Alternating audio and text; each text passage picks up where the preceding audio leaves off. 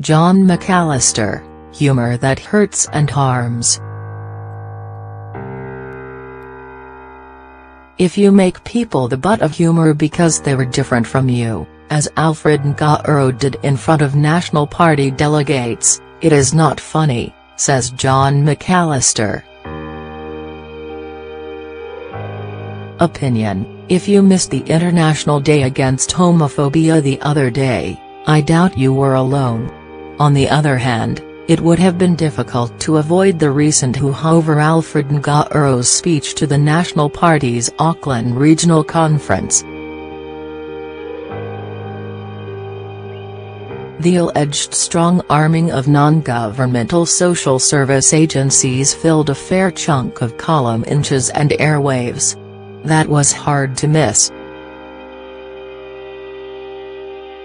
Unremarked in the mainstream media, however, was the way in which Nga'uro spoke of the Salvation Army's Alan Johnson. First he told conference delegates, the Prime Minister said, "I need you to get close to him.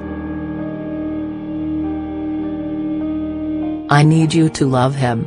Nga'uro replied, "So he said, how close?" And added, "Because I'm not going to get that close, Bill. I'm not like that."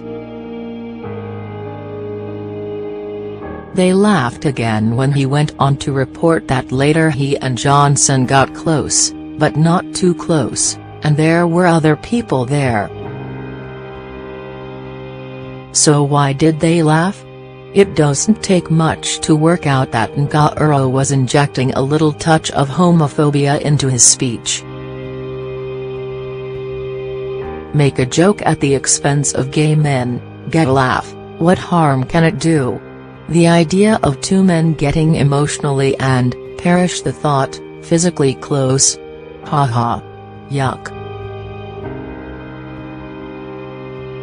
This is not, of course, the first time there has been such a display in New Zealand politics in recent years. Who can forget John Key's mincing walk on the runway at the Rugby World Cup back in 2011? Everyone knows male models are gay. Everyone knows that's how gay men walk. Ha. The sad thing is, neither case is funny. They're not funny because they're homophobic. And homophobia is not funny. If you make people the butt of humor because they were different from you, you're othering.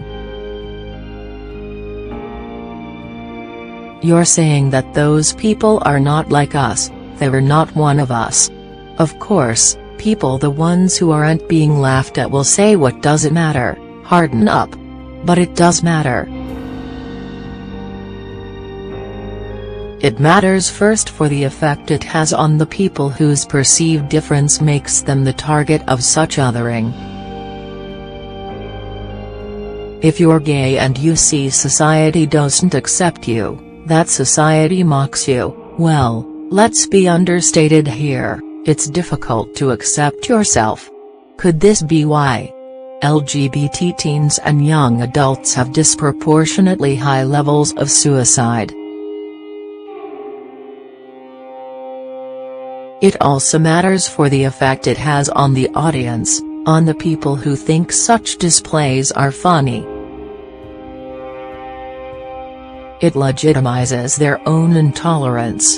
And through this othering, this decision to exploit minorities for humorous effect and your own advantage, you create an environment that accepts further expressions of intolerance. There is, after all, a clear link between the bullying of LGBT teens and suicide. It doesn't end there. Examples are easy to find. Like South Korea, which has seen a recent outcry after a witch hunt against gay servicemen in the military. And at times intolerance develops into brutal expression. In Chechnya, gay men are reported to be rounded up, and some murdered. In Indonesia, 2 gay men were attacked in their home and later sentenced to 85 lashes in public. You might have caught that news story. And all of these inevitably arise from intolerance, from othering, and no doubt politicians contributed to this climate. But if you think othering is simply a case of anti-homosexual sentiment, you're wrong. Othering is something many groups have experienced. A recent example would be the vigilante policing of New Zealand roads after news reports of foreign drivers code for Asian, perhaps causing accidents. No doubt the citizens dobbing in foreign drivers who just happened to look Asian felt they were doing their bit for safer roads. But did the media in their creation of the story, did the good citizens in their response to the media's stories, ever wonder why the foreign driver, that unwelcome other, was being portrayed as Asian? Many parts of Asia drive on the same side of the road as us. All those Americans, Canadians, Europeans don't. Gosh. Do the politicians who jump on that bandwagon ever wonder about the effect of their words? So what's the answer? Perhaps we just need to start thinking a little more critically. Perhaps we just need to develop an awareness of how we and politicians construct the other. And how we respond. Maybe, when we recognize our prejudices being played to, we should take that as a cue to develop a bit of tolerance and understanding. Which would be a good start towards a better world, a world where, say, an International Day Against Homophobia was no longer necessary.